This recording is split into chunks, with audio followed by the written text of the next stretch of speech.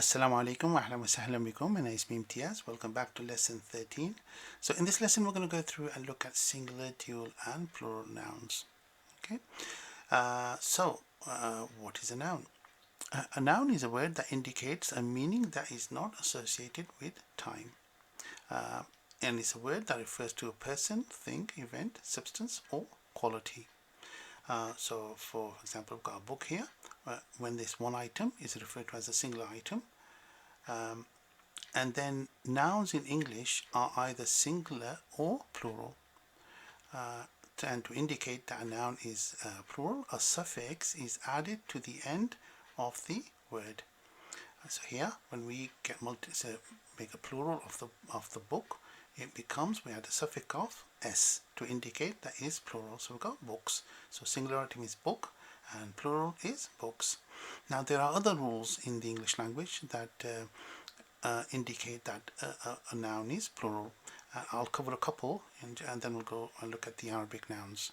So the second rule is that singular nouns that end with an s, double s or sh require an es at the end of the noun.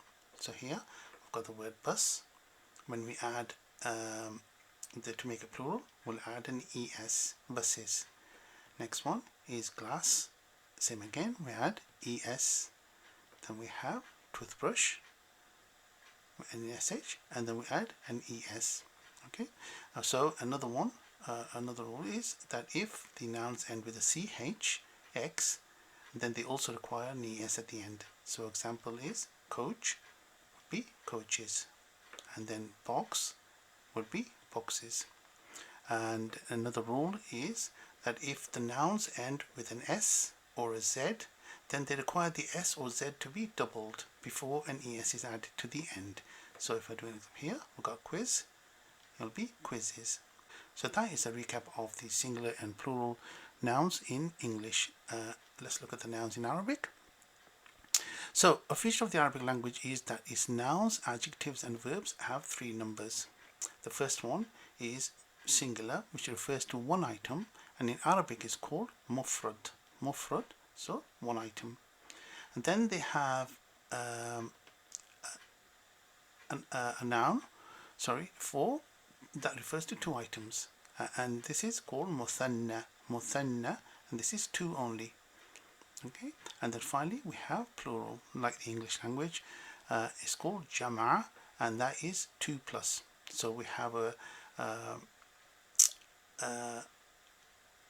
rule for singular. So we have a rule for singular, we have a rule for dual, and we have for plural. Okay, so let's go through what we'll do is we'll go through each one of these in turn, and I'll show you what the differences are. Okay, so we'll look at singular nouns. So like I said before, a singular noun is a noun that indicates a person, animal or thing, whether it is male or female.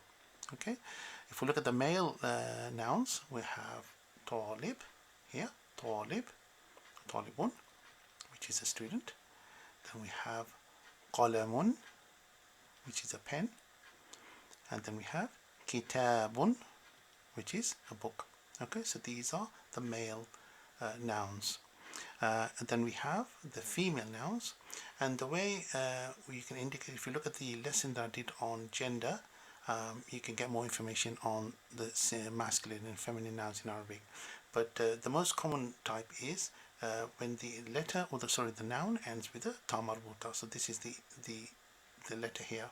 So this is sayyara, and when you add a vowel at the end, then the ta marbuta sound changes to a normal ta. So here sayyaratun. Next one we have haqibatun. Haqibatun.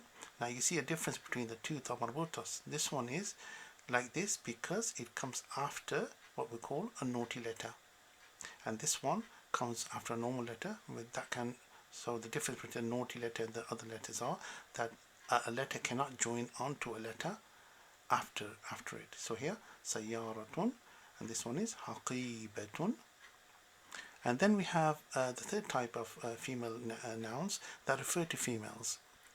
So here it refers to a girl. It's called bintun. Bintun. So all of these nouns, whether masculine or feminine, singular, dual, or plural, have one thing in common, that they all use something called case markers. So, what is a case marker?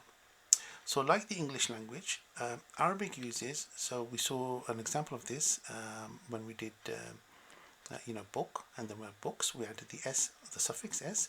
Like English, Arabic uses markers or suffixes to indicate the singular, dual, and plural nouns. Okay, and the suffix or marker is determined by the case of the sentence. Okay, or the context of the sentence. So Arabic has three such cases. The first one is called marfu'a, which is nominative. Then we have majroor, which is called accusative. And finally we have mansoob, which is genitive. Okay, marfu'a, majroor, and mansoob. And what we'll do is go through each one of these. I'll give you a few examples of what they are, so you have an understanding of the three types, three cases. Okay, so but what I'll do is, before we do the three cases, I'll just cover the markers that are applied to a singular noun. So in each case, a marker is placed on the last letter of the noun, and I did this in the nonations class lesson, so you can get more information on that. But basically what happens is, in a singular noun, we have two rules. It's either masculine or is feminine, and also it's either definite or indefinite. So if we look at the definite first, so what I'll do is I'll show you the markers that are applied to each case. So here in the nominative, when we have a noun, say al-baytu, the dhamma here is added to the noun to indicate that it's nominative. Okay. Al-bayta, so here the fatha is added to indicate it's accusative. And then finally we have al-bayti, which ends with a kasra, okay, to indicate is genitive. And like I said, I'll go through these examples of these in a few minutes. So that is your definite, and a definite noun is one that is specific about what you're talking about, so it's not generalized. Okay. Then we have indefinite, which indicates something that you're not being specific about, and those letters basically they're the same markers but doubled. So here we have baytun. Now the one other thing is that the al is dropped on a indefinite and it ends with a tanween. This is called nonation. Baytun. Then we have baytan, and then we have baytin. Okay, so these are the markers that are applied to a singular noun, whether it's masculine or feminine. Okay, so let's look at the different sentence cases that I mentioned earlier: nominative, accusative, and genitive. So the first one we look at is nominative, which is called marfu'a. So, and a marfu'a, a noun in the marfu'a is the subject of the sentence. So, for example, here we have al-waladu tawilun. So we are saying the boy is tall. Here the subject of the sentence is the boy. Right? The boy is something, or we said the green pen or the blue book. So we're talking about the book and the pen. So here in the sentences, the boy is tall. Al-waladu tawilun. So here the subject of the sentence is the boy. Okay. And then we have here al-kitabu jadidun. Al-kitabu jadidun. So the subject of the sentence is the book. Here the book is new. So the subject is the book. So again, and this will end with the dhamma. But here, so the nominative is when is the subject of the sentence. Okay, the boy is tall and the book is new. Okay, so the accusative is which is called majroor. So in the accusative case, the noun is the object of the sentence. So here is the object of the sentence. So if we look at this example, here is darastu al-kitab, kitaba. So here the noun is I studied the book. So I performed some action on the object, and the object of the sentence is the book. Okay, so here it ends with the fatha, like the rule we saw earlier on. Okay, if we look at the indefinite article, in indefinite case, so here's darastu kitaban. So here we're saying I studied books. Okay, darastu kitaban. So that is the object of the sentence. And then finally we have the genitive, which is has two rules, which either occurs after a preposition or is a second word in idafa construction. Idafa indicates when it's possession, but we'll cover that in a later lesson. But preposition is like on, in, from, to, so they are called prepositions. So here, if we look at the example, here تكلمت مع الطالب الجديد. Here, so we're saying that I talked to the new student. Okay, تكلمت مع, so it's to or with the new student, طالبي جديد. So here you can see that the طالبي, the genitive case is applied to the student, and the adjective here. تكلمت مع الطالب الجديد. This when there is a preposition in the word, or the noun is the second word in the idafa construction, then it becomes a genitive case. And when we get to the actual lesson on cases, I'll go through a lot more examples on this. But this is just to give you an idea as to what the three cases are. Okay, so let's look at the dual nouns. So the dual noun is called al-muthanna. Okay, so Arabic has a separate form for talking about two things, okay, so, and it refers to two people or two things, and just like the singular, a suffix is added to the end of the noun, which changes based on the sentence type or case. Okay, so if we look at this first one, which is called nominative, marfu'a, so with the subject of the sentence, you add an alif noon to the end of the noun. Okay, and then we have accusative, which is called mashroor, and here you add the ya noon. And then finally we have genitive, mansoob, and the same as accusative, you add a ya noon. So when the noun is nominative, we add alif noon, and all other cases we add a ya noon. Okay, so what we're going to do now is go through and take these singular nouns and convert them into dual by adding the nominative suffix. So here we've got muallimun, which is a teacher, waladun, which is a boy, qalamun, which is a pen, and kitabun, which is a book. Okay, so we're going to go through and add the correct suffix to the end to indicate that it's the dual form. Okay, so the first one is muallimun. So muallim, and then the meme, and then what we're going to do is add the suffix for the dual noun. So then we had the alif and the noon. Okay, so here muallimani, mualliman.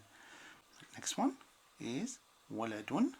So here we'll say wa, then the lam, the dal, and then we add the suffix alif and noon. So it's wa, la, dan. Okay. Next we have qalamun. So here would be qaf, then the lam, then the meme, then we add the rule for the alif noon, alif noon. So here will be qalaman. Next we have kitabun. So here will be kaf, ta, and then the alif, kita, then we add the ba, and then we add the suffix for the nominative dual case, which will be alif noon, kitaban. So it's kitaban. Okay. Next we have is the case for the accusative and genitive, and the rule for that is that when it's a dual, we add the ya noon, whether it's accusative or genitive. So what we're going to do now is go through each one of these and add the rule for the dual. Okay, so first the word is baytun, which is a house, babun, which is a door, khadimun, which is a servant, and then najjarun, which is a carpenter. Okay, so the first one is baytun, So here we're going to change, add the ya noon to the end. So it'll be ba, then the ya, and then the ta, and then we add the ya noon. So here will be ya and noon. So that's going to be bay, tain. Okay. Next we have babun. So here will be ba, then the alif, then the ba, then we have the ya and the noon. Okay. So that's ba, bain. Next we have khadimun, which is a servant. So it'll be kha, then the dal, yeah, then the mim, then we have the ya and the noon. So it's kha, di, main. Okay. Next one is najarun. Next we have najarun. So here will be noon. Then we have the jim, the alif. Then we have the ra. Now because the ra is a naughty letter, the ya cannot join onto the ra. So here we'll do the ya as the initial and then the noon. So it's najar, rain. Okay, so baytun becomes baytain, babun becomes babain, khadimun becomes khadimain, najarun becomes najarain. Okay, so do you know now if the word is a feminine word and that ends with a ta marbuta, then this ta marbuta needs to be changed to normal ta before you add the alif noon or the ya noon. So let's look at some examples of that. So here the same thing again. What we're going to do is we're going to go through and write the feminine words into dual form. So the first word is muslima, muslimatun or muslima. So we'll see mim, then we have the sin, then we have the lam, then we have the mim, and then so this ta marbuta needs to be changed to a normal ta before you add the rule. So here's ta, we add the alif and noon. So it is muslimatan, muslimatan. It will be ta,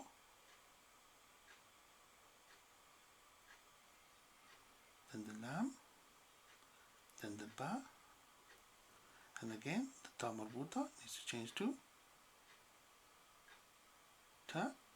Then we have the alif and then the noon.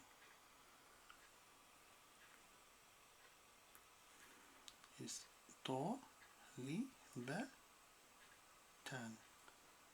talibatan. Next we have a madrasa. So it will be mim, then the dal, then the ra, then the sin, normal ta,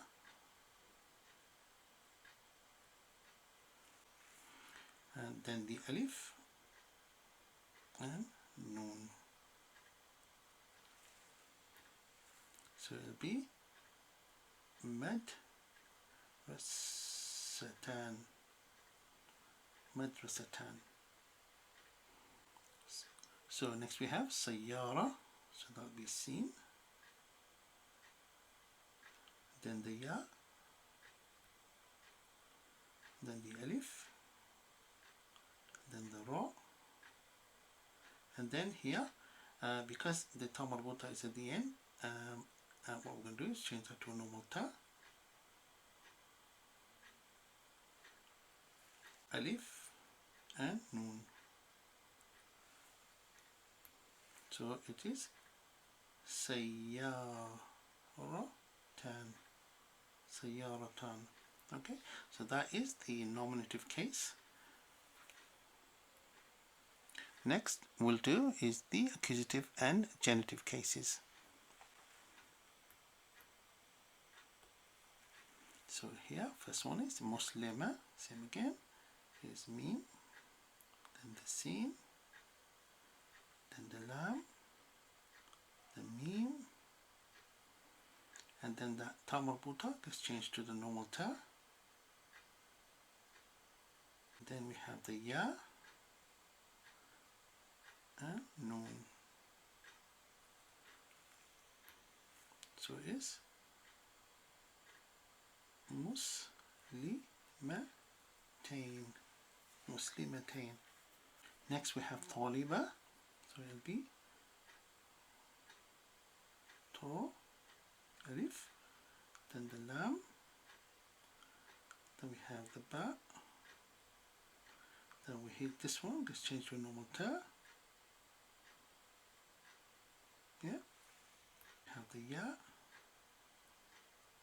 and noon. So it's talibatain. Talibatain. Next we have madrasa, that's mim, then the dal, then the ra, then the sin, and then that changes to a normal ta, and then we have the ya and noon.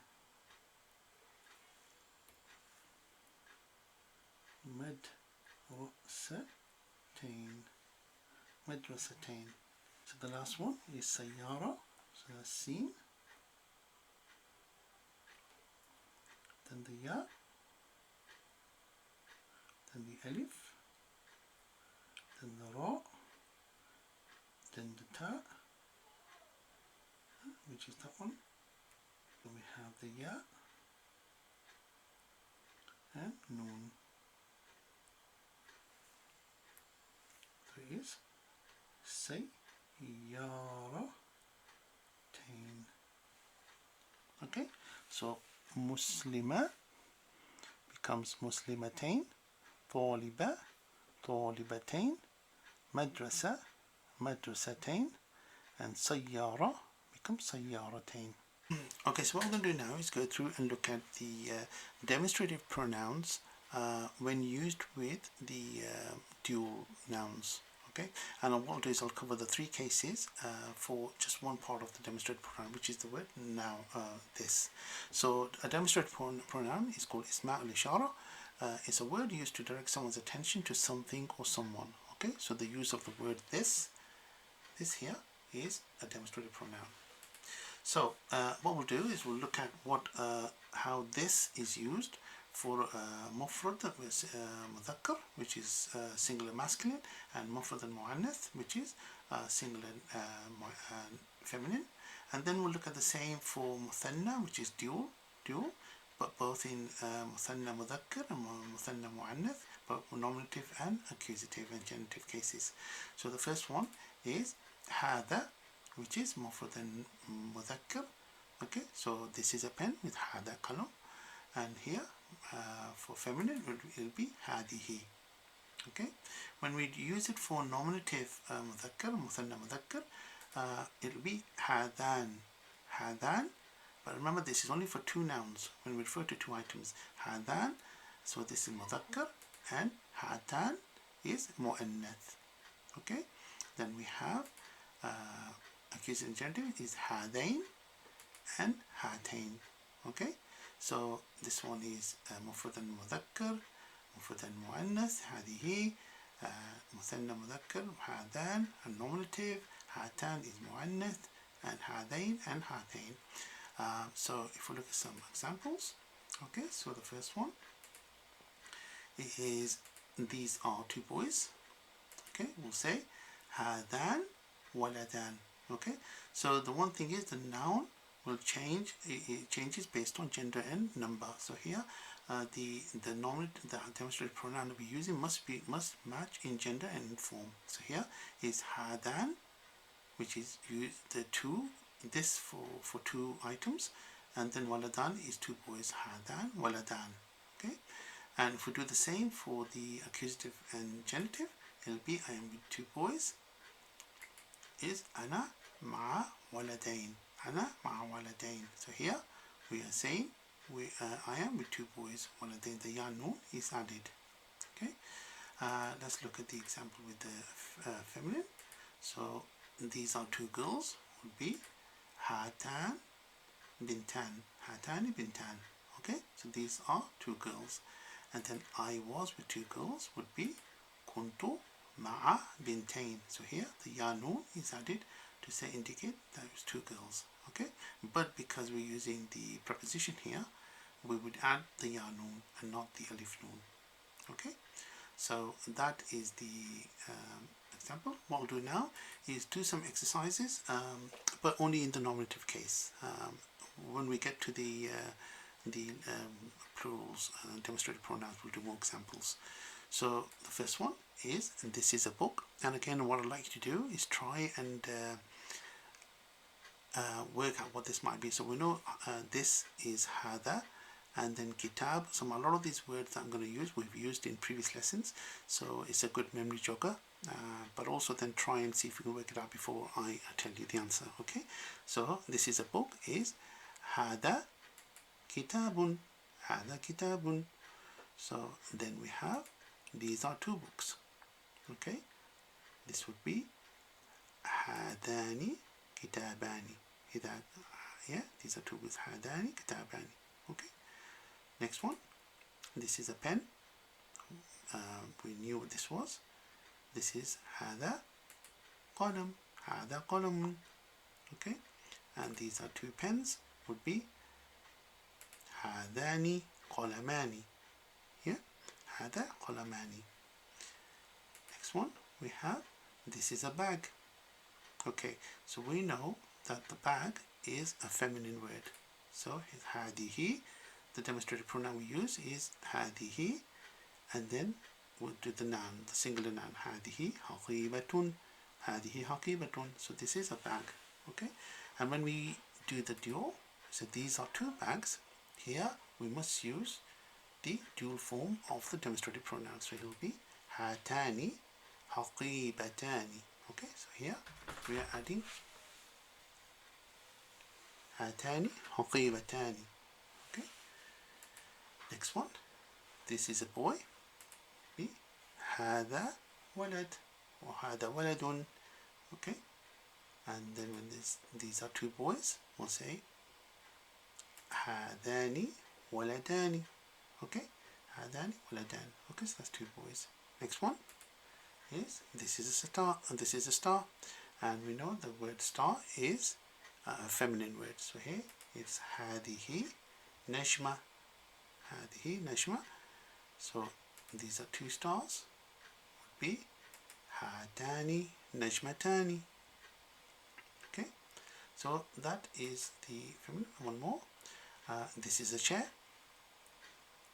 This would be hada kursiyun. Hada kursiyun.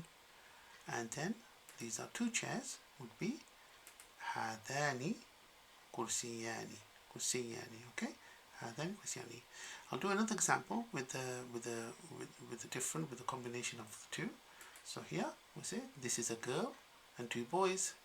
So because we're starting off with the girl, we will use the singular noun for a singular demonstrative pronoun for this, which will be, this is a girl and two boys. So we'll say hadihi bint wa waladan. Yeah, so this is a girl. Wa is the letter used for and two boys. Two boys. The word is waladan. Hadihi bint wa waladan. Okay, so that's the end of the lesson for the singular and plural, the singular and dual, sorry, and plural. Plural I'll cover in the next lesson because it's a slightly bigger topic. There's regular and irregular nouns. So what I'll do is go through it. If you have to review the video, just keep watching. And then, like I said, if you have any questions, drop me a message, then I'll be happy to answer them. And if you like the video, then please like, share and subscribe to the channel. It's youtube.com, Easy Arabic. Okay, C.Easy Arabic. And again, share with other friends who might find this video helpful. Okay, thank you again. Inshallah, see you in the next lesson. Fi amanillah. Assalamu alaikum.